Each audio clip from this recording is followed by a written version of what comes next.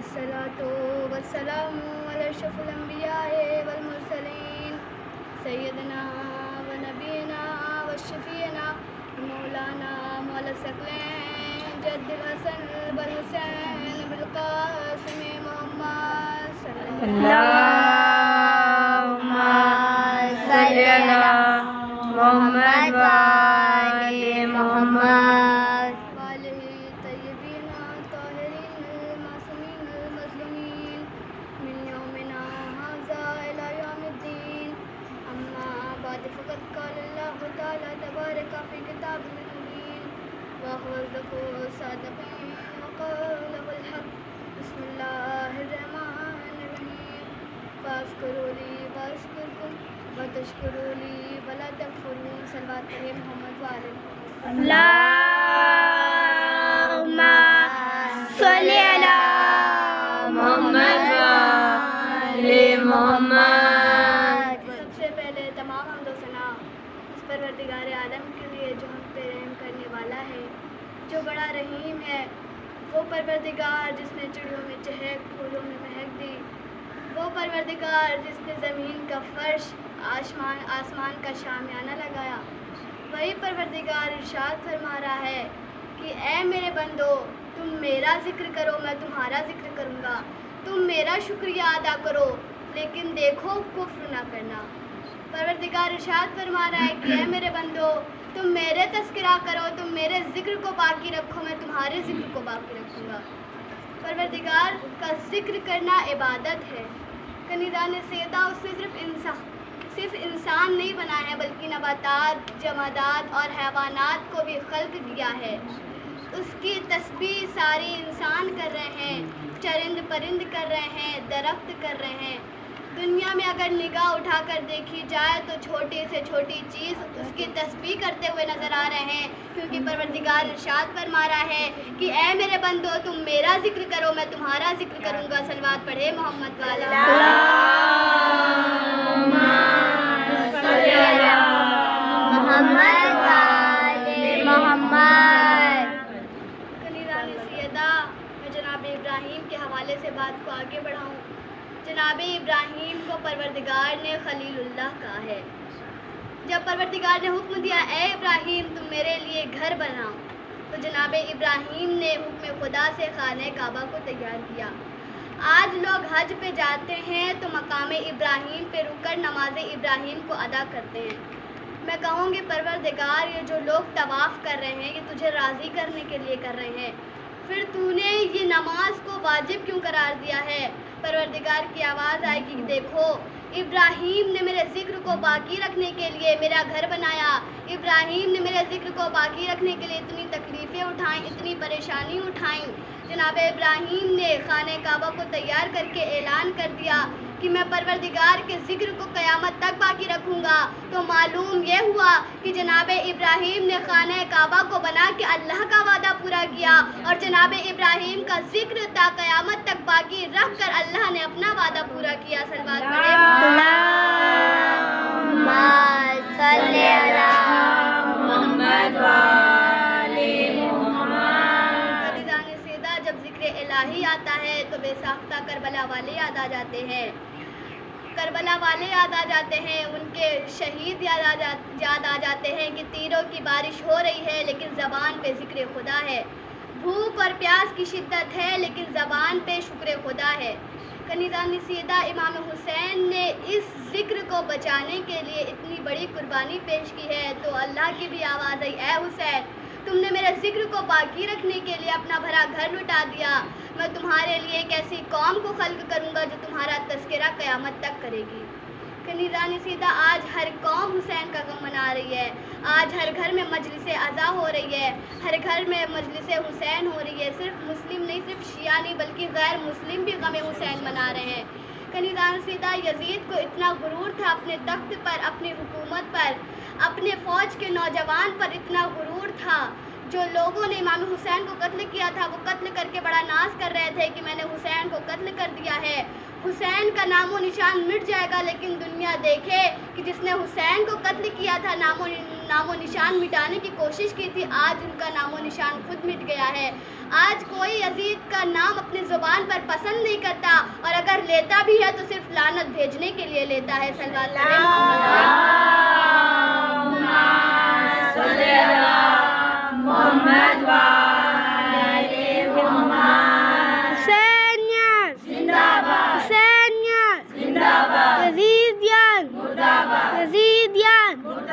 नारे हैदरी हैदरी नारे सलवात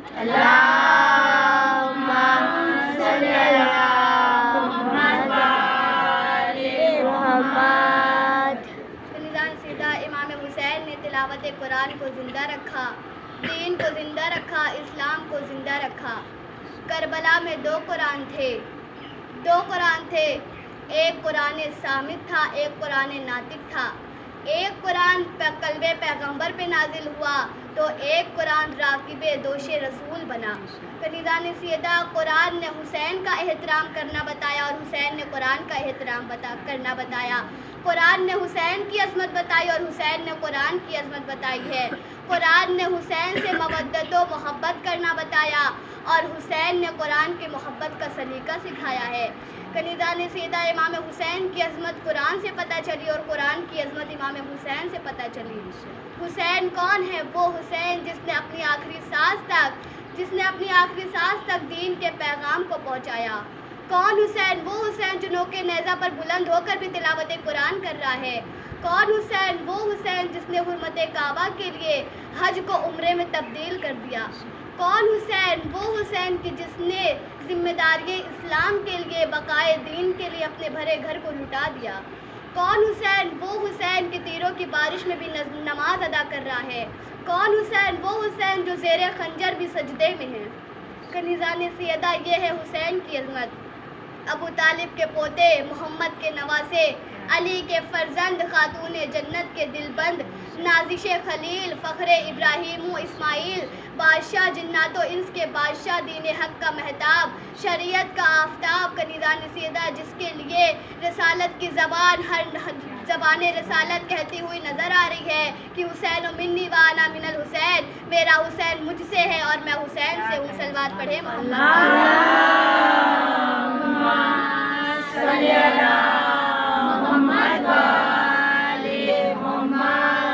कनीज़ान सीदा जब इमाम की अज़मत है तो उनके ग़ुलामों की क्या अज़मत होगी।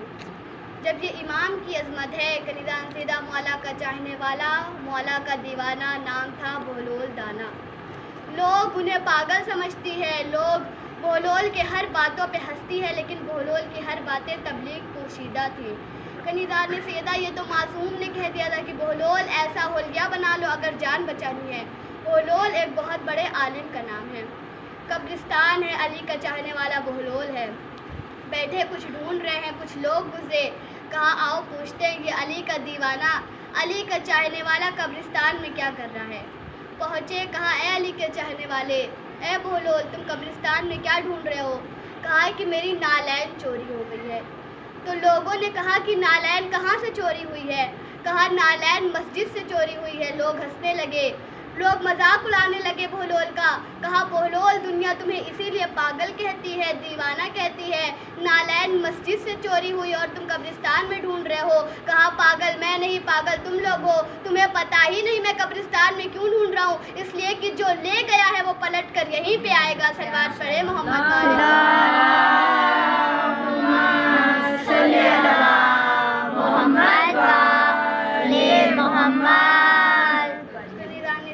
बहलोल की हर बातें तबलीग पोशीदा है। बहलोल है और यही कब्रिस्तान है। टूटी फूटी कब्र पे पैर लटका के बैठे हुए हैं। लोग गुजरे, कहा ये बहलोल कब्र पे पैर लटका के बैठा हुआ है, आओ इसे शहर की तरफ ले चलते हैं। पहुँचे, कहा बहलोल कब्र पे बैठना मना है, चलो शहर की तरफ चलें। बहलोल ने कहा हम शहर की तरफ जाके करेंगे क्या, सारे शहर वाले तो इधर ही आ रहे हैं। बहलोल ने कहा हम शहर की तरफ जाके क्या करेंगे, सारे शहर वाले तो इधर ही आ रहे हैं। लोगों ने कहा ए बहलोल कब्रिस्तान में बैठना, कब्र के ऊपर बैठना मना है, चलो शहर की तरफ चले। बहलोल ने ज़िंदगी और मौत के दरमियान एक नक्शा खींच दिया। कहा कि मैं बताऊं इनके दरमियान क्यों बैठा हूँ। کنیزان سیدہ بہلول نے کہا کہ سنو، اتنے اچھے لوگ شہر میں نہیں ملیں گے جتنے اچھے یہاں پہ ملیں گے۔ کسی نے کہا بتاؤ، کہا کہ یہ اتنے اچھے ہیں، نہ شراب پیتے ہیں، نہ جوا کھیلتے ہیں، نہ جھوٹ بولتے ہیں، نہ کسی کی غیبت کرتے ہیں، نہ چوری کرتے ہیں، نہ کسی کا حق چھینتے ہیں۔ ان کی دریا دلی کا تو تم اندازہ ہی نہیں لگا سکتے۔ کسی نے کہا بہلول بتاؤ ان کی دریا دلی، کہا ان کی دریا دلی کا تم اندازہ ہی نہیں لگا سکتے۔ یہ لوگ اتنے اچھے ہیں، اتنے اچھے ہیں کہ اگر ان کا دشمن بھی آ جاتا ہے تو یہ انہیں بھگاتے نہیں، اپنے پہلو میں جگہ دیتے ہیں۔ صلوات پڑھیں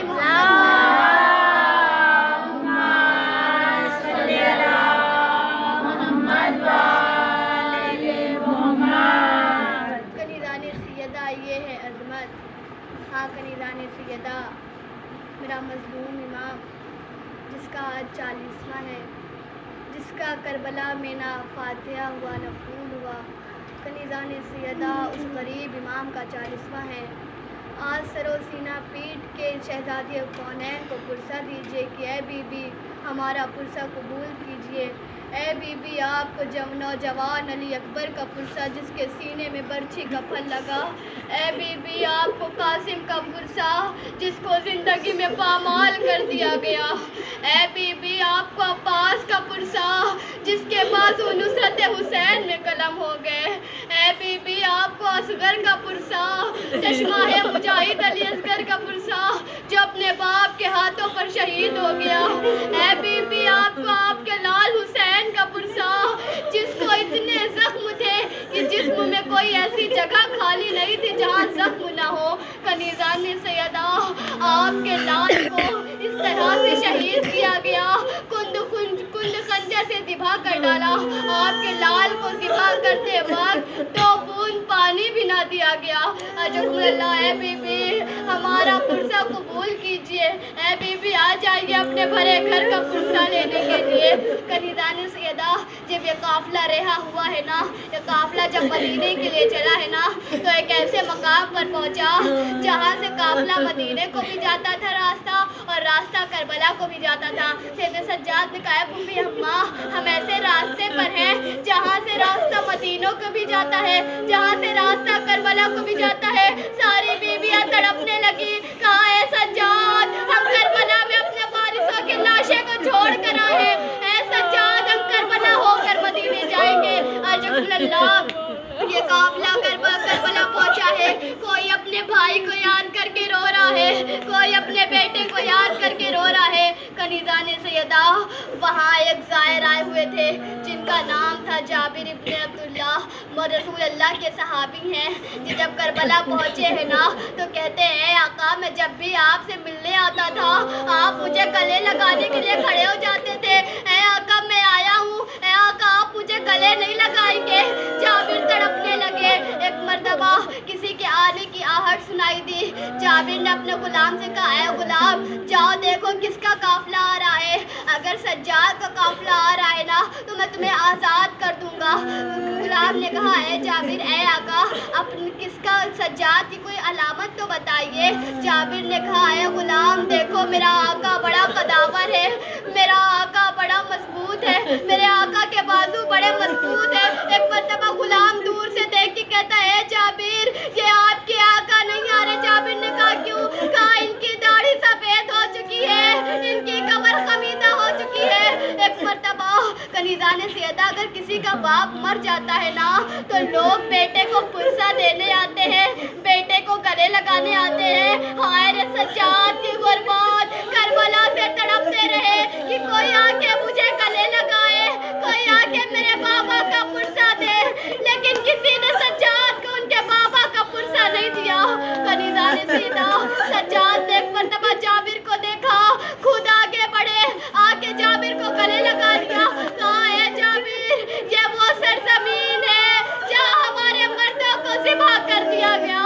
اے جابر میری پھوپھیوں کے سروں سے چادریں چھین لی گئی، اے جابر میری سکینہ کو تماچے مارے گئے، اے جابر میرے گلے میں توکے خاردار ڈالا گیا، اے جابر میرے ہاتھوں میں ہتھکڑیاں پہنائی گئی، اے جابر میرے پیروں میں بیڑیاں پہنائی گئی۔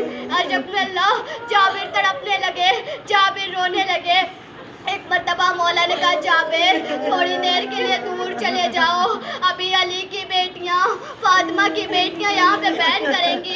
जाबिर ने कहा है आका मैं तो नाबीना हूँ, मैं तो कुछ देख नहीं सकता। मौला ने कहा है जाबिर लेकिन तुम सुन तो सकते हो ना, अभी फातिमा की बेटियां यहाँ पे बैठ करेंगी।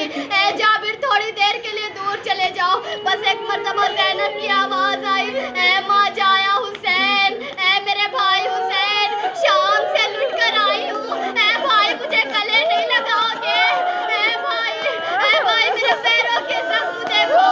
एक मर्तबा सारी बीवियों ने अपने आप को अपने वारिसों की कब्र पे गिरा दिया। जो सारी बीवियां इमाम हुसैन की कब्र से लिपट के बैठ करने लगी। जनाब सैयद सज्जाद ने देखा सारी बीवियां बैठ कर रही हैं, सोचा कि अभी शायद कोई बीबी बैठ करते करते इंतकाल न कर जाए। अपने फूफी से कहा है फूफी अब उठ जाइए, इमाम का हुक्म था। सारी बीवियां उठ खड़ी हुई। एक मर्तबा जनाब ज़ैनब ने कहा है सज्जाद ये मेरे भाई के साथ वाली कब्र किसकी है? सज्जाद ने कहा है फूफी अम्मा ये कड़ी अल जवान अली अकबर की कब्र है। एक मर्तबा सारी बीवियां अली अकबर की कब्र पे बैठ गई, क्रिया करने लगी। फिर आगे बढ़ी। सज्जाद ने कहा है फूफी अम्मा ये औनो मोहम्मद की कब्र है, ए फूफी अम्मा ये कासिम की कब्र है। एक मर्तबा जनाब ज़ैनब कहती है बेटा सज्जाद तुमने मुझे सबकी कब्र बताई, मेरे भैया अब्बास की कब्र नहीं बताई। एक मर्तबा जनाब ज़ैनब को लेकर चले। ज़ैनब ने कहा है बीबियों मेरे अब्बास की कब्र पे जाना ना तो सारी मुसीबतें बयान करना, कहना है अब्बास मेरे सर तेरे दाएं छीनी गई, ऐ अब्बास हमारे मासूम मेरा सन्मान के हमें तैयार फिराया गया। लेकिन बीबियों देखो सारी मुसीबतें बयान करना, लेकिन अब्बास से ये ना कहना कि अब्बास सकीना कैद खाने में ही रह गई। आखिरी जाने सैयदा बस आखिरी जुमला मजलिस तमाम। जब जनाब सज्जाद ने अपने बाबा का लाशा उठाया है ना, तो उनके बाबा का लाशा इतना जख्मों से चूर था, जनाब सीधे सज्जाद से उठाया नहीं गया। एक मर्तबा मदीने का रुकिया आवाज दिया नाना मेरी मदद को आओ, नजफ का रुकिया ए दादा अली मुर्तजा मेरी मदद को आओ। एक मर्तबा जन्नतुल बकी का रुकिया ए चचा हसन मेरी मदद को आओ। सबने आके लाशा उठाया। रसूल खुदा ने हुसैन के सर के नीचे हाथ रखा, अली मुर्तजा ने टूटी हुई पसलियों के नीचे हाथ रखा। चचा हसन ने इमाम हसन ने शिकस्ता पहलू के नीचे हाथ रखा, पैर के नीचे हाथ रखा। एक मर्तबा जब जनाजा